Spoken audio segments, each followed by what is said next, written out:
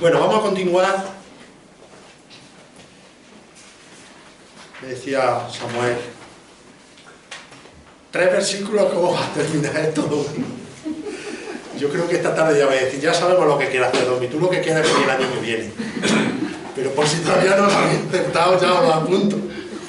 Espero que vayamos a una velocidad para poder terminarlo.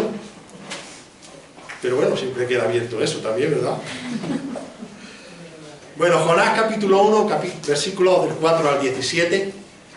Jonás capítulo 1, versículos del 4 al 17, para continuar en esta historia donde nos hemos dejado a nuestro personaje, no el principal, en este caso vamos a hablar de Jonás, pero con lo que veíamos en esta mañana. Ahora, dice Jonás capítulo 1, 4 al 17, pero Jehová, quiero que recordemos, si es posible, cuando nombremos Jehová, Yahweh, como decíamos esta mañana, esos atributos, ¿verdad? Es la intención que tiene recordar esto. Pero Jehová hizo levantar un gran viento en el mar, y hubo en el mar una tempestad tan grande que se pensó que se partía la nave. Y los marineros tuvieron miedo, y cada uno clamaba a su Dios, y echaron al mar los enseres que había en la nave para descargarla de ellos. Pero Jonás había bajado al interior de la nave y se había echado a dormir. Y el patrón de la nave se le acercó y le dijo: ¿qué tienes, dormilón? Levántate y clama a tu Dios. Quizá Él tendrá compasión de nosotros y no pereceremos. Y dijeron cada uno a su compañero: venid y echemos suerte, para que sepamos por causa de quién nos ha venido este mar. Y echaron suerte, y la suerte cayó sobre Jonás. Versículo 8. Entonces le dijeron a ellos: decláranos ahora por qué nos ha venido este mar. ¿Qué oficio tienes y de dónde vienes? ¿Cuál es tu tierra y de qué pueblo eres? Y él le respondió: soy hebreo y temo a Jehová, Dios de los cielos, que hizo el mar y la tierra. Y aquellos hombres temieron sobremanera y le dijeron: ¿por qué has hecho esto? Porque ellos sabían que huía de la presencia de Jehová, pues él se lo había declarado. Y dijeron: ¿qué haremos contigo para que el mar se nos aquiete? Porque el mar se iba embraveciendo más y más. Él le respondió: tomadme y echadme al mar, y el mar se os aquietará. Porque yo sé que por mi causa ha venido esta gran tempestad sobre vosotros. Y aquellos hombres trabajaron para hacer volver la nave a tierra, mas no pudieron, porque el mar se iba embraveciendo más y más contra ellos. Entonces clamaron a Jehová y dijeron: te rogamos ahora, Jehová, que no perezcamos nosotros por la vida de este hombre, ni pongas sobre nosotros la sangre inocente, porque tú, Jehová, has hecho como has querido. Y tomaron a Jonás y lo echaron al mar, y el mar se aquietó de su furor, y temieron aquellos hombres a Jehová con gran temor, y ofrecieron sacrificio a Jehová e hicieron votos. Pero Jehová tenía preparado un gran pez que se tragase a Jonás, y estuvo Jonás en el vientre del pez 3 días y 3 noches. Hasta aquí la palabra del Señor. Ahora, una vez más, el texto en este aspecto nos ayuda mucho porque no nos pone complicada la historia, ¿verdad? Lo que podemos simplificar aquí es que Jonás ya había, como decíamos esta mañana, ya en su mente, en su corazón y en sus planes, había decidido huir de Dios, pero evidentemente, como en nuestra mente, en todo el relato, Dios está manejando la situación desde el primer momento. Jonás huye y Jehová, Yahweh, lo persigue. No va a permitir que se salga con la suya, que es los versículos que hemos leído. Ahora, a modo de reflexión, daros cuenta, qué triste resulta cuando leemos la historia, ¿verdad?, que un siervo del Dios, una vez más, nos lleva al atributo eterno, inmutable, único y verdadero, siendo nada, huya de Dios como un simple rebelde que huye de un bandido, ¿verdad? Que huya de Dios de una forma tan descarada como lo hizo Jonás. Ahora, otra palabra que estamos nombrando mucho es la desobediencia. Ahora, como decíamos bien, y recuerdo una vez más, la desobediencia es una de las características del ser humano. Ahora, Jonás no se iba a salir con la suya. Y evidentemente, todo este inicio que él había pensado ya en su corazón y estaba llevando a cabo, iba a tener unas consecuencias graves para su vida. Una vez más, la palabra de Dios nos muestra que la desobediencia siempre tiene consecuencias negativas. Y en los ejemplos que vemos en la Biblia, nos damos cuenta que todas las ilustraciones que nos muestra cuando Dios se ha revelado, o sea, cuando el hombre se ha revelado a un mandato de Dios, siempre ha habido después una consecuencia trágica. Ahora, el primer ejemplo que quiero que veamos de esto antes de llegar a cómo Dios va a reprender a Jonás para traerlo de nuevo a su encomendación, a lo que le había dado, lo vemos en Saúl. El relato entero lo vemos en 1 de Samuel, capítulo 15, versículos del 3 al 11. Y a modo de síntesis, Samuel fue enviado por Dios para ungir a Saúl como el rey de Israel, 1 de Samuel 15, del 3 al 11, y Samuel le dice al futuro rey: ahora pues, está atento a las palabras de Jehová. Así ha dicho Jehová de los ejércitos: yo castigaré lo que hizo Amalek a Israel. Esta es una de las luchas que pelearon contra el pueblo de Dios. Hace alusión a Éxodo, capítulo 17, 8-13. Dice: cuando Amalek luchó contra Israel y Dios le dio la victoria después de una dura batalla en la que Aarón y Hur sostenían, recordáis, quizás os acerque más a sostenerlo, los brazos de Moisés en alto. Mientras los mantenía en alto, el pueblo vencía. Sin embargo, cuando decaían, la victoria era por el otro lado, ¿verdad? Entonces, si nosotros vamos a Éxodo 17:14, dice: y Jehová dijo a Moisés: escribe esto para memoria en un libro, y di a Josué que raeré del todo la memoria de Amalek debajo de la tierra. Todo este modo de síntesis, por no leer todo el pasaje. Ahora, vemos la voluntad de Dios para Amalek en el capítulo 1, 1 de Samuel, capítulo 15, versículo 3, hay un mandato. Y le dice: ve pues y hiere a Amalek y destruye todo lo que tiene, y no te apiades de él. Mata a hombres, mujeres, niños, aún los de pecho, vacas, camellos y asnos. Aquí vemos el mandato de Dios para la destrucción de Amalek, ¿verdad? Y sin embargo, aunque a simple vista, cuando alguien llega al Antiguo Testamento y lo lee, dice: uff, es que ese mandato es muy duro, ¿verdad? Pero recordamos que quien está mandando eso es el mismo Dios, el único Dios todopoderoso. Ahora, Saúl tenía que haber obedecido sin ningún reparo, y sin embargo obedece, pero no lo hace al completo. Dice que él lo hizo de forma parcial, porque él tuvo más misericordia. Podríamos decir: bueno, es que el hombre le dio lástima cumplir con toda la misión, pero Dios le había dicho lo que tenía que hacer. Ahora, por causa de esa desobediencia, Dios quita a Saúl de su reinado. O sea, tiene una consecuencia. Saúl pagó las consecuencias de la desobediencia a Dios. Ahora, un contraste precioso a esa desobediencia lo vemos en la obediencia de Felipe, en Hechos de los Apóstoles, capítulo 8, versículo 26 al 40. Aquí vemos una obediencia inmediata. Si la otra fue parcial, que obedeció pero no hizo lo que Dios le decía, aquí en el caso de Felipe vemos una desobediencia inmediata. Una vez más, un ángel del Señor, Hechos de los Apóstoles 8, 26 al 40, habló a Felipe diciendo: levántate y ve hacia el sur por el camino que desciende de Jerusalén a Gaza, el cual es desierto. Y daros cuenta, entonces él se levantó y fue. Y sucedió que un etíope, eunuco funcionario de Candace, reina de los etíopes, el cual estaba sobre todos sus tesoros y había venido para adorar, volvía sentado en su carro y leyendo al profeta Isaías 29. Conocemos la historia, ¿verdad? Se acerca a él, le pregunta, le enseña la escritura, inmediatamente se convierte y lo bautiza. Una obediencia inmediata.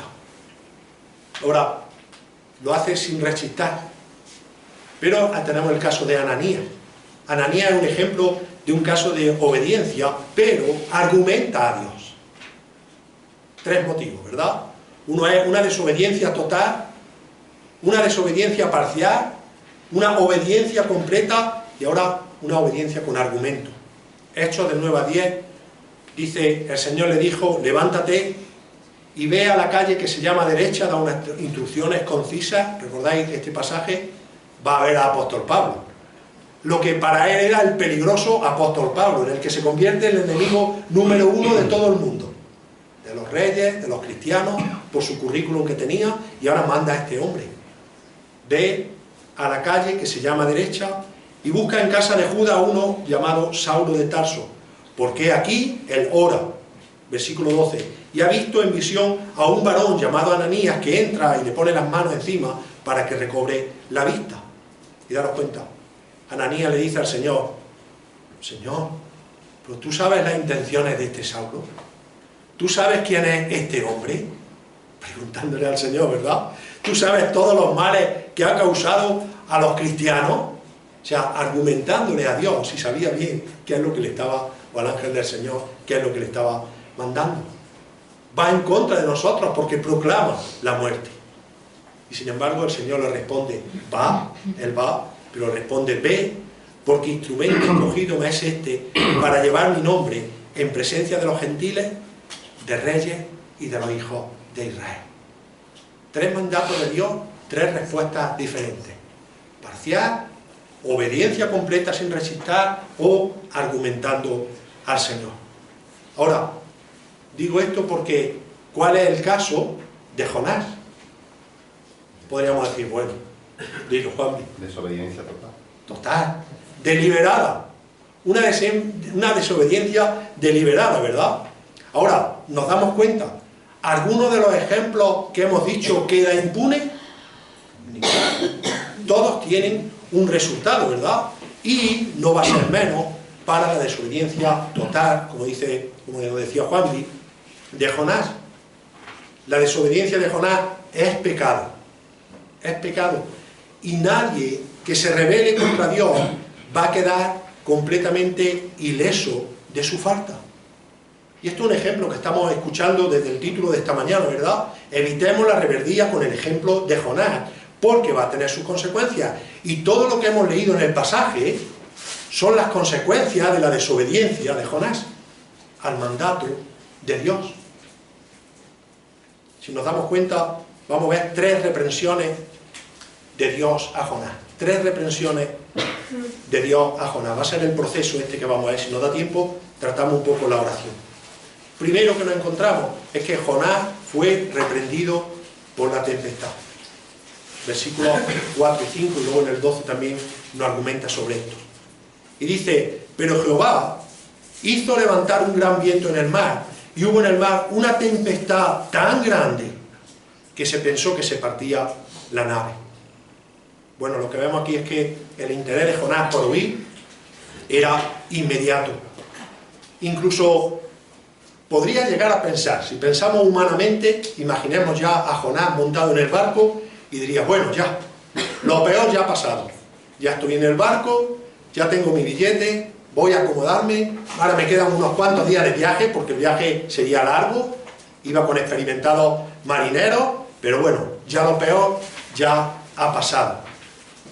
Y ahora a partir de aquí vamos a ver 10 milagros que el Señor va a hacer para mostrar cómo tiene poder sobre todas las cosas y para traer de nuevo, va a reprender a Jonás por su actitud, pero lo va a retraer para emplearlo de nuevo, no me sale la palabra, para la encomendación que le había mandado. ¿Y qué es lo primero que va a hacer? Va a mostrar su autoridad sobre el viento y el mar, mostrando su soberanía como dueño y Señor de la creación.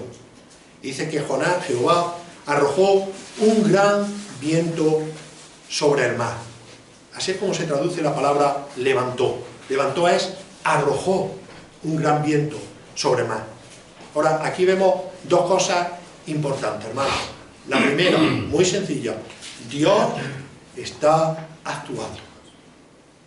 No es que estaba en una época del año en que las tormentas eran habituales y había cogido una mala época del año para viajar, sino que Dios va a actuar sobre su propia naturaleza para reprender a Jonás. Y lo va a hacer todo en un orden perfecto, en un orden consecutivo. Si nos damos cuenta, Dios no agita el mar desde el fondo en sí mismo, sino que Él mueve el viento para producir esa gran tormenta que hasta incluso los marineros podían llamarle la atención, porque eran experimentados hombres de la mar. Ahora, la frase probablemente nos puede llevar a pensar en que, bueno, sería quizá, como decía anteriormente, una época del año en la que era propicio esto, en que ellos podían tener el control absoluto por su experiencia, pero recordemos que todo el inicio de lo que está pasando aquí es como consecuencia de la desobediencia de Jonás. De ahí que Jonás es consciente de que esto es una corrección de Dios hacia su vida. Cosa aún peor, las consecuencias de la desobediencia de Jonás no solamente le iban a afectar a él, sino iban a afectar realmente a todo el círculo de la embarcación, hasta el punto de que todos temían por su muerte, excepto Jonás, que descansaba de forma tranquila. Ahora, cuando yo pensaba en esto, hermano, no podía evitar pensar en las consecuencias de mi pecado hacia los demás, de las consecuencias del pecado de otro hacia mí. Porque algunas veces pensamos, bueno, yo voy a hacer las cosas como más o menos creo y considero que están bien y no va a pasar nada. Pero evidentemente, aunque nosotros hagamos las cosas de una forma desordenada y desobediente, si eres un hijo de Dios, nada queda oculto a los ojos de Dios. Dios tiene el control absoluto de todo. Y aunque aparentemente nosotros pensemos que no va a suceder nada, siempre tenemos que recordar que como creyentes formamos parte de un cuerpo, de una esposa, de Cristo, ¿verdad? Así que no hay nada que nosotros hagamos de tapado o que pensemos que nadie se entera que no va a afectar a todo el cuerpo de la iglesia, como creyentes. Evidentemente, aquí la repercusión no solo es de Jonás hacia Jonás por parte de Dios, sino que gentiles, como eran esos marineros, estaban a punto de pagar las consecuencias de la desobediencia de un hijo de Dios. De hecho, que el pánico viene a sus vidas. Desconocen lo que estaban pasando, pero sin duda era algo que le estaba llamando la atención hasta el punto de temer por su muerte. Expertos en el mar estaban atemorizados por completo de la tormenta que se había despertado. Ahora, es curioso, y vamos a ir un poco rápido, daros cuenta cómo actúan ellos. Actúan de tal manera que clamaron a sus dioses. Clamaron a sus dioses. No sabemos, hay algunos comentaristas que pueden decir que los marineros venían de diferentes sitios, o que todos podían pertenecer a un mismo sitio, porque cuando utiliza la palabra adoraron a sus dioses, puede ser que idolatraran a dioses diferentes. Pero bueno, yo pensaba también un poco en nuestro contexto católico, aunque todo el mundo cree en Dios, pero luego tiene sus santos principales, ¿verdad? ¿Cuántos adoradores hay de la Virgen? Pero no solo de la Virgen, de tantísimas vírgenes como hay, o de tantísimos patrones como hay, o de tantísimos santos como hay. Entonces, aquí no está matizando de dónde queda cada uno, sino que cada uno se encomendó a aquellos en los cuales confiaban que los pudiesen sacar de la situación en la que estaban metidos, pero temieron por su vida. Mientras tanto, Jonás, ¿qué había hecho? Bajar a la bodega a dormir tranquilamente. Mientras Jonás dormía, ellos, temiendo por su vida, ¿qué hicieron? Se deshicieron de todos los enseres que pudieran llevar al barco dentro de la mar. Claro, nosotros conocemos una vez más la historia completa, pero el plan del Señor se estaba desarrollando aquí de tal manera que Jonás no iba a quedar inmune por lo que había hecho, por la desobediencia que había hecho. Y esto es uno de los primeros principios que nosotros tenemos que aprender aquí, hermanos. Dios no pasa por lo alto de una desobediencia, ni un pecado. De hecho, nos damos cuenta cómo reprende por medio de la tempestad. Va a mover lo que sea necesario mover para hacerle ver a Jonás que lo que estaba haciendo era una cosa incorrecta. Ahora, en segundo lugar, él fue reprendido también por los marineros. No solo el Señor tiene autoridad para mover el viento a la vez el mar, moverlo de tal manera que traiga esa reprensión a él, sino que también lo hizo por los marineros, versículos del 5 al 14. Como decía, aunque es probable que el barco fuese de origen fenicio, los marineros o la tripulación tuviesen diferentes naciones, de tal manera que ellos adoraban. Pero daros cuenta, es cuando el patrón del barco empieza a interrogarlo ante la pasividad de Jonás, ante la pasividad y la tranquilidad de que todo lo que estaba sucediendo podía tener un desastre para ellos. Ahora, decíamos también estos días que Jonás es un libro de curiosidades, de detalles. Yo he apuntado algunas. Mirad, mientras Jonás viajaba con los gentiles, precisamente porque huía de los gentiles, se encuentra en una situación difícil. Está siendo reprendido por un gentil al clamar a Dios, cuando debería ser lo contrario, cuando debería ser Jonás el que usara el nombre de Dios, como lo hace luego después. Yo le llamo a estos 2 o 3 interrogatorios que tienen por parte de los marineros. En ningún momento está mostrando sus credenciales hasta que no lo someten ya a un interrogatorio en el que lo ponen en la situación difícil. Ellos eran los que clamaban ante el peligro porque estaban mostrando su necesidad. Y aquí vemos ese segundo milagro, ¿verdad? Es cuando los marineros los someten a este segundo interrogatorio, cuando Jonás da testimonio de Dios. No de él, sino de Dios. Y lo dice de esa manera: soy hebreo. El nombre que los gentiles lo iban a identificar de forma inmediata con el Dios que él adoraba. Estos que adoraban todos los dioses, con el simple hecho de decir soy hebreo, ya estaba identificando quién era su Dios. Pero él añade: y temo a Jehová, Dios de los cielos, que hizo el mar, donde se había despertado toda la tormenta, y la tierra. Ahora, podríamos decir, bueno, menos más que Jonás reacciona de forma positiva ante los experimentados marineros. Porque de no ser así, pues, ¿cómo seguiría la historia, verdad?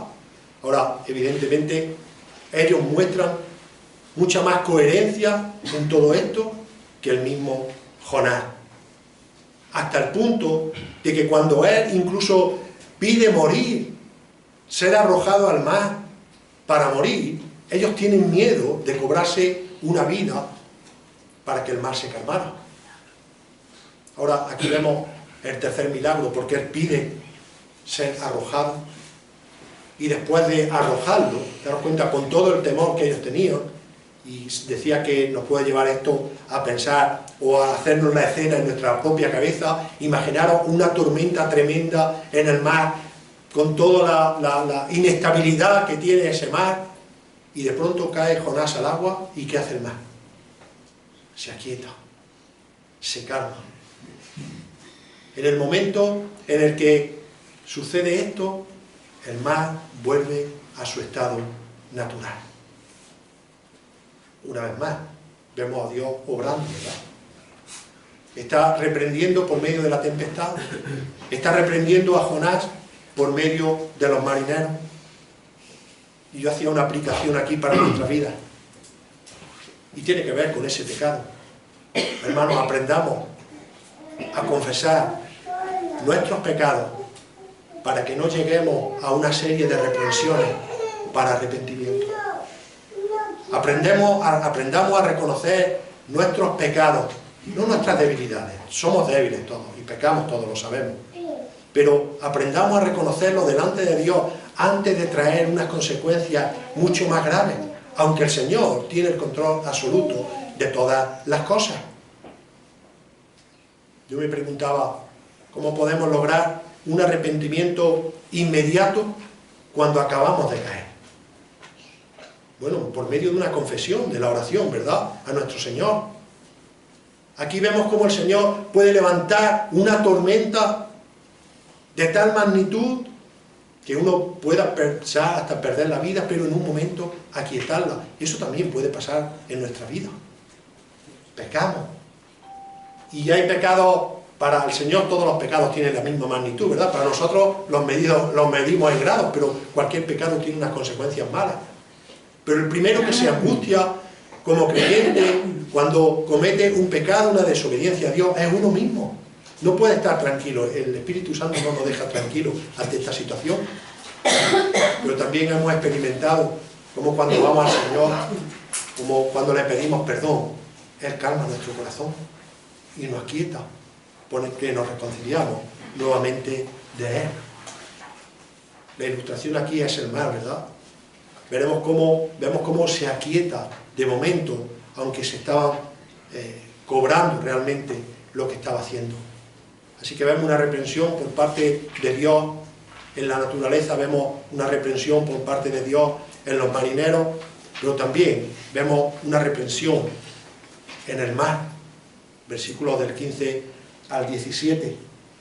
Dice: tomando pues a Jonás, lo lanzaron al mar, y el mar cesó en su furia, y aquellos hombres temieron en gran manera al Señor, ofrecieron un sacrificio al Señor, y le hicieron votos. Mientras los hombres hicieron tal y como Jonás le habían dicho que hicieran, el mar cesó en su furia. Probablemente esto llame la atención, ¿verdad? Porque de inmediato se tranquilizó. Ahora, ¿qué verdad nos arroja esto, hermano? Una de las verdades que nos arroja esto es que todo lo que había sucedido y estaba sucediendo era culpa ¿de quién? De Jonás, de la desobediencia de Jonás, de querer poner tierra por medio entre el mandato de Dios a Jonás para cumplir una función y lo que él había decidido hacer. Y lo vamos enlazando con los puntos anteriores que vimos, ¿verdad? La voluntad de Jonás para Jonás estaba trayendo consecuencias erróneas. Ahora, aquí vemos esa misericordia de Dios, ¿verdad? Porque no solamente había actuado en la vida, en la naturaleza, en lo que había creado, en la vida de los marineros experimentados, sino que ahora Dios había preparado un gran pez que lo tragase y durante 3 días y 3 noches lo hiciese reflexionar sobre su acción. Jonás fue reprendido en el mar hasta lo más profundo. Todavía he escuchado, bueno, yo creo que lo hemos escuchado todos, que dicen que la muerte por ahogamiento es una de las muertes más angustiosas que hay, ¿verdad? De hecho, en alguna ocasión he escuchado que si hay una persona que se está ahogando y tú le echas un hierro ardiendo, se va a agarrar aunque se abrase las manos. Ahora, Jonás pensaba que moriría ahí, pero Dios había preparado ese gran pez para que lo tragase. Mira, hermano, la disciplina del Señor tiene como propósito la restauración. La disciplina del Señor bíblica tiene como propósito la restauración. Y cuando nosotros vemos todo este proceso, aunque lo estamos viendo muy rápido, lo que Dios estaba haciendo con Jonás era restaurarlo para reenviarlo de nuevo al principio de lo que había hecho, lo cual nos muestra que Jonás era un hombre de Dios. Era un hombre de Dios, rebelde, sí, pero un hombre de Dios. ¿Qué necesitamos nosotros cuando nuestra desobediencia está por encima de obedecer la voluntad de Dios? ¿Cuántas reprensiones necesitamos diarias? Porque Dios va a usar todo lo que esté al alcance de su mano para traer a su Hijo verdadero de nuevo al camino al cual Él ha prometido que nos va a llevar hasta estar delante de su presencia. ¿Sabéis por qué? Porque el Dios de Jonás sigue siendo el mismo Dios de hoy en día, lo repetíamos ayer, ¿verdad? No ha cambiado absolutamente en nada. Mirad, tenemos que hacer un poco de memoria, aunque no quería incluir ya más esto en mis predicaciones, pero hace un tiempo que estuvimos encerrados por la pandemia, ¿verdad? Y una de las cosas, entre todas las enfermedades, que llamó mucho la atención fue cómo todas estas amenazas que llevamos muchos años haciéndonos sobre el cambio climático, qué mal está todo, que nos lo estamos cargando, ¿verdad? Pero durante el periodo de la pandemia todos fuimos conscientes de la noticia de cómo el clima estaba volviendo a su estabilidad normal. ¿Cuánto necesitó Dios para hacer eso? Aunque no sea el plan, aunque no sabemos si es el plan en concreto, pero no creemos. ¿Un año? ¿Un clic? Bueno, Juan Pablo hacía gesto, el Señor podía haber hecho así, ¡pim!, fuera toda la amenaza que hay. Porque sigue siendo el dueño y el Señor y el Creador de todas las cosas. Claro que había una contaminación, pero en un abrir y cerrar de ojos el Señor fue una de las cosas que llamaron la atención. Hemos tomado después conciencia para dejar, bueno, nada, ¿verdad? Volvemos de nuevo a nuestra manera de vivir. Pero también pasa con nosotros. Mirad, aunque nosotros no somos hebreos ni judíos, Dios tiene unas promesas especiales para nosotros. Y no va a parar, nos va a reprender las veces que sean necesarias, nos va a poner en tesituras difíciles, si somos tozudos, para traernos de nuevo. De la misma manera que el pueblo de Dios tenía que anunciar las virtudes de su gran Dios, del único y poderoso Dios, nos va a traer constantemente a saber cuál es la función de la Iglesia. ¿Y la función de la Iglesia cuál es? La sabemos, ¿verdad? Proclamar el mensaje del Evangelio. Proclamar el mensaje del Evangelio. Y vivimos en un mundo en el que no hacemos más que decir qué complicado está todo. Qué difícil, todos somos conscientes de que qué difícil está todo. Con Mari hablamos muchas veces y decimos, madre mía, nuestros jovencillos, como ha cambiado tanto la educación, con Samuel también en alguna ocasión, en 4 días con los profesores que estáis tratando con niños, en 4 días ha pegado todo un giro brutal. Y la Iglesia del Señor tiene que unirse para seguir predicando el Evangelio ante todo este tipo de cosas, porque ese es el llamado que tenemos. El Señor reprendió no solo a Jonás, sino al pueblo de Israel por no hacer las cosas que tenían que hacer como testimonio de cara a una sociedad que estaba totalmente corrompida. Pero una persona individual, daros cuenta, con un simple gesto estaba pagando por las consecuencias que estaba haciendo. Ahora, nos damos cuenta, ¿verdad?, cómo Jonás, aquí Dios prepara un pez. Dios no lo quería muerto a Jonás, lo quería obediente, porque si no lo podía haber matado en el primer momento. Pero dice en los versículos de 1 al 10 que oró Jonás a su Dios desde el vientre del pez y dijo, invoqué a mi angustia, en mi angustia a Jehová, y él me oyó. Desde el seno del Seol clamé y mi voz oíste. Me echaste a lo profundo en medio de los mares y me rodeó la corriente. Todas tus ondas y todas tus olas pasaron sobre mí. Entonces dije, desechado soy delante de tu ojo, mas aún veré tu santo templo. Las aguas me rodearon hasta el alma, rodeóme el abismo, el alga se enredó en mi cabeza, descendí a los cimientos de los montes, la tierra echó sus cerrojos sobre mí para siempre, mas tú sacaste mi vida de la sepultura, oh Jehová, Dios mío. Cuando mi alma desfallecía en mí, me acordé de Jehová, y mi oración llegó hasta ti en tu santo templo. Los que siguen vanidades ilusorias, su misericordia abandona. Mas yo, con voz de alabanza, te ofreceré sacrificio, pagaré lo que me prometiste. La salvación es de Jehová. Y en ese momento, dice el versículo 10, mandó Jehová al pez y vomitó a Jonás en tierra. Qué maravilla, ¿verdad? Qué maravilla la obra de Dios. Pero qué triste que un hombre tenga que pasar por una situación tan dramática para, evidentemente, un tiempo después, escribir una oración de esta magnitud. Porque hay quien dice que esta parte del texto de Jonás no forma parte del original, sino que está introducido. De ahí que la similitud que tiene con los salmos, dice que probablemente es una copia que hizo para poder introducirla aquí y mostrar la angustia de Jonás, pero creemos en la inerrancia de la palabra, en la autoridad de la palabra. Evidentemente tiene muchas similitudes con los salmos. También somos capaces de saber que Jonás en el vientre no se podría pensar, ¿ves cómo escribo yo esto para luego de forma poética? Sino que esto está escrito después, no durante el tiempo que estuvo en el vientre del pez.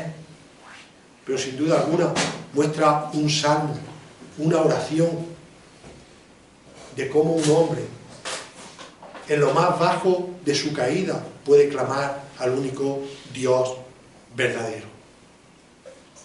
Mira, una de las imágenes que me viene, lo hablaba con Juanpi cuando estábamos comiendo, más cercana a un hombre que ha estado dentro de un pez, forma parte de un cuento. Y seguro que todos lo recordáis, de Pinocho y de Geppetto, ¿verdad? y más que estar ahí en el vientre de una ballena, en este caso no está hablando de una ballena, veíamos que prácticamente parecía que estaba en un apartamento. Es más, la ballena no solamente se había tragado a Geppetto y a Pinocho, ¿habéis visto ese cuento, chicos? Sino que además había ahí un aparador con sus muebles, había un tendedero, hacía hasta su lumbre. Bueno, el aceite de ballena ya existía porque lo tenía la ballena, pero parecía que se había tragado un apartamento entero. Entonces la visión de un niño cuando imagina esto es esa, ¿verdad? Pero lejos de la realidad. Era mucho más dramática, porque un pez, por muy grande que sea, sigue teniendo los mismos intestinos, el mismo vientre, el mismo ácido que diluye los alimentos. Ahora, quise buscar en nuestro maravilloso Google si en alguna ocasión algún hombre había tenido la experiencia de que un pez se lo hubiese tragado. ¿Y qué creéis que encontré? Algo parecido, ¿no? Es más, hay una historia de un marinero que confiesa haber sido tragado por una ballena y ser vomitado después. De hecho, lo vi en un periódico que se llama La Voz de Galicia. Y recojo un artículo que dice que un experimentado conservacionista marítimo, Rainer Smith, fue tragado por una ballena al estar grabando un gran banco de peces cuando apareció de pronto una ballena de 15 metros y 25 toneladas. Yo no sé si es que llevaba 1 metro a la mano y lo midió todo. Pero bueno, si era experimentado, me imagino que por la dimensión, pues lo calcularía, ¿no? Este hombre se dedica a dar charlas y todo, y el artículo está recogido tal cual. 15 metros y 25 toneladas. Todo eso mientras se lo comía la ballena. Ahora, dice que estaban rodando porque esperaban a esos gran bancos de sardinillas, de peces. Entonces él estaba buceando en medio de ese banco de peces, o sea, no estaba desde un barco, cuando vio venir a esta ballena de 15 metros y 25 toneladas y abrió la boca, y a la vez que se tragaba todo el banco de peces, porque es verdad, bueno, a mí me gusta mirar todo esto. El banco, la ballena lo que hace primero es que rompe el banco de peces y luego ataca por segunda vez. Estas son las cosas que tienen los documentales. Es mejor leer la Biblia, pero de vez en cuando se entretiene uno viendo esto.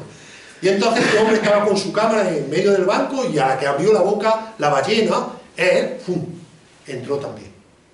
Ahora, él no dice que se lo tragara, estuviera dentro como Pinocho, sino que él sintió una opresión muy fuerte, pero daros cuenta, hasta el mismo animal, sabiendo que este no era su alimento, dice que de forma inmediata, ¡pum!, lo expulsó. Esto es lo más cercano que yo he encontrado moderno a un pez que se tragara a un hombre. Pero le ha servido para buscarse la vida, porque va dando charlas por ahí y la gente, me imaginaron, cuando empieza a contar esta historia, que la rellenará más. Ahora, la historia de Jonás es real. Y nos cuenta que estuvo 3 días y 3 noches, ¿verdad? Es más, hasta el mismo Señor Jesús hace alusión a la historia de Jonás. Y daros cuenta, hace alusión a la historia de Jonás para reprender a los fariseos que pedían señales con respecto a su divinidad y a su autoridad. Y es que le dice, ahí tenéis, no dice a Jonás, dice a Jonás tenéis, pero lo que hicieron, lo que pasó con los ninivitas, ahí tenéis el ejemplo. Y Jonás, sin embargo, nos damos cuenta cómo tiene esa oración con fe ante la cercanía de la muerte. Esa oración en la que Dios va a rescatar a Jonás en respuesta a la oración. Invoqué en mi angustia a Jonás. Daros cuenta, hermano, el relato nos dice que en un momento Jonás clama al Señor. No sabemos cómo estaría dentro. Evidentemente no estaba como Pinocho, ni como Geppetto. Pero lo que sí nos dice es el grado de angustia que tenía, lo que estaría pasando por su mente. Pero él también, en la medida que pensaba en su muerte, daros cuenta, su oración dice que llegó hasta el santo templo de Dios. Qué importante es la oración, ¿verdad? Y que tengamos que apurar a estar en momentos de angustia y desesperados para orar de una manera poética. Qué importante es orar en todo momento, ¿verdad? Sin tener que llegar a situaciones tan desagradables, pero en todo momento nos damos cuenta que el Señor nos puede hacer pasar por momentos de dificultad, para volcarnos de rodillas, para clamar a Él de una manera que suene poética, pero que está mostrando la angustia con una magnitud tremenda. Hermanos, el relato no nos dice en qué momento de los 3 días o de las noches Jonás oró, pero sí que lo hizo con mucha angustia. Ahora, Jonás no pierde la fe, no desprecia a Dios en ningún momento, sino que sigue llamándolo como el Dios suyo. Recordemos que era desobediente, pero Dios tenía un plan para él. Ahora, es tan dramática la forma de orar de Jonás, hermanos, cuando la estudiamos detenidamente, no vamos a poder hacerlo, evidentemente, todo el proceso, los pasajes de la oración de Jonás. Pero es tan dramática que él compara su estado al del Seol, al de la misma muerte, pensando en su situación. Ahora hay una similitud en el Salmo 18, versículo 6, donde dice: en mi angustia invoqué a Jehová y clamé a mi Dios. Él oyó mi voz desde su templo y mi clamor llegó delante de él a sus oídos. Vemos aquí la doble angustia de Jonás. Por una parte la muerte, por otra parte el abandono de Dios, el vacío espiritual. ¿Puede haber algo más dramático para el ser humano que un vacío espiritual? Eso es triste, ¿sabéis por qué? Porque el vacío espiritual produce el pecado. El vacío espiritual produce la rebeldía. El vacío espiritual produce la desobediencia. Por eso cuando nosotros sabemos que no estamos haciendo las cosas delante de Dios, tenemos una carga espiritual. No hay un vacío espiritual, lo cual nos muestra que Jonás, a pesar de su desobediencia, conocía al único Dios verdadero. Porque él dice: Dios me oye. Dios me oye. Y aquí lo está nombrando como clemente, como misericordioso. El Salmo 88 tiene también una función sobre esto. Dice el Salmo 88:7: sobre mí reposa tu ira y me has afligido con toda tu onda. Y dice Jonás que no había cosa que no le había caído encima. La arga le rodeaba la cabeza, los cerrojos echaban su tierra sobre él, que simboliza un poco como cuando morimos y estamos en la tierra y ya no hay más llave que pueda sacarnos a la luz de la vida. Esa es la experiencia que Jonás estaba teniendo en el vientre del pez, totalmente angustiado. Pero daros cuenta, porque Jonás no dice: tú, Dios mío, sacaste mi cadáver, sino mi vida de toda angustia por la que estaba pasando. Hermanos, qué grande es nuestro Dios. Qué grande es nuestro Dios. Y qué reverdes somos los hombres. Qué reverdes seguimos siendo. Que somos capaces de llegar a situaciones tan angustiosas, tan dramáticas, para poder empezar a clamar a nuestro Dios.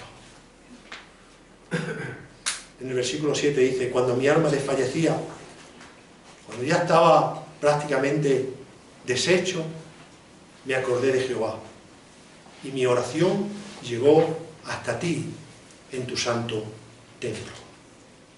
Bueno, podríamos hacernos la pregunta: ¿cómo sabe Jonás o cómo puede estar seguro de que su oración ha sido escuchada? Bueno, sencillamente porque lo vemos en el relato, ¿verdad? Porque Dios intervino para salvarlo. ¿Y cómo intervino Dios para salvarlo a Jonás? Haciendo un pez, creando un pez, precisamente para salvar su vida, porque podía haber muerto ahogado. Una vez más, hermano, para terminar, aquí podemos coger o tener 3 conclusiones tremendas por medio de este mensaje. Uno, para los incrédulos, y lo dice Jonás en su oración. Él dice: los que siguen vanidades ilusorias, su misericordia abandona. Esta es la confianza de un incrédulo. Una persona que no tiene a Dios confía en sus ilusiones vanas. No hay más esperanza para él. Todo en lo que confía es efímero y vacío. De la misma manera que confiar en la idolatría pagana que nos aleja del Dios verdadero. Eso lo dice él. Pero hay una conclusión para él mismo. Jonás dice: mas yo, con voz de alabanza te ofreceré sacrificio, pagaré lo que prometí. Ahora reacciona, ¿verdad? Y reacciona diciendo: Señor, esto fue lo que hicieron los marineros. Los marineros prometieron hacer votos al Dios verdadero, rehusando a todos los dioses que ellos tenían, recordando esa angustia.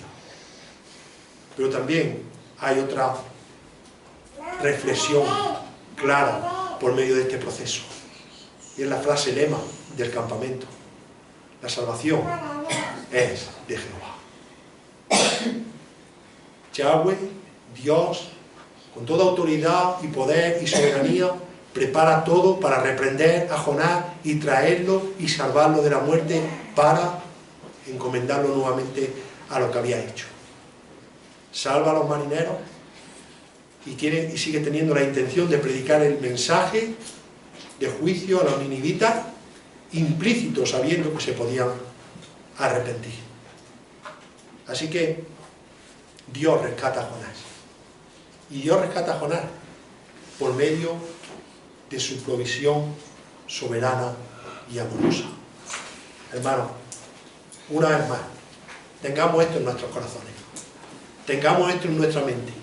Hemos pasado, más que como el barco y más que como el pez, hemos pasado como una lancha a motor por lo alto de todos estos pasajes, pero yo creo que lo suficiente como para meditar en ellos de forma calmada y ver cómo Dios puede preparar todo en su gracia y en su misericordia. ¿Podría haber matado Dios a Jonás y haber preparado otro profeta? Sí, pero quería este profeta, aunque fuera desobediente. Y eso puede hacer también con cada uno de nosotros. Nosotros necesitamos a Dios para todo en nuestra vida. Vamos a ver. Señor, te damos las gracias, Padre, por esta historia tan real de tu palabra, Señor, que podemos meditar en ella. Señor, sabemos que hay muchos detalles en los que pararnos, hay muchos detalles en los que meditar, en los que deleitarnos, en los que ver tu grandeza, tu soberanía. Y no queremos, Señor, faltar el respeto a tu palabra ni al mensaje, yendo, Señor, más ligero. Pero también sabemos que durante toda nuestra vida vamos a estar aprendiendo. Así que ayúdanos, Señor, a meditar en nuestros hogares tranquilamente sobre tu obra, sobre lo que tú sigues haciendo en cada una de nuestras vidas. Te pedimos perdón, Señor, porque algunas veces nos sometemos o caemos, Señor, en tales circunstancias que clamamos a ti con angustia, pero realmente reconocemos que cuando más angustiados estábamos por causa del pecado, tú nos rescataste, Señor, de la perdición eterna. Y aún no habiendo sido tragados por un pez, Señor, sí es verdad que lo que nos esperaba era mucho peor, porque era la condenación eterna. Te pedimos, Señor, que tú nos ayudes a ser conscientes cada día de lo que tú estás haciendo en cada uno de nosotros, y que cuando seamos rebeldes a ti, cuando reconozcamos nuestro pecado, Señor, vayamos rápido a ponernos en paz contigo, para no traer consecuencias, Señor, a los que están cercanos a nosotros, familia, hijos, esposos, esposas, iglesia, sino que realmente, Señor, busquemos tu perdón y tu reconciliación. Gracias, Padre, por el ejemplo que tú nos das de misericordia con Jonás. Te pedimos que nos sigas guardando y cuidando, Señor, en esta noche, y sigamos disfrutando de este tiempo con los hermanos tan hermoso. Te lo pedimos y te damos las gracias en el nombre de Jesús. Amén.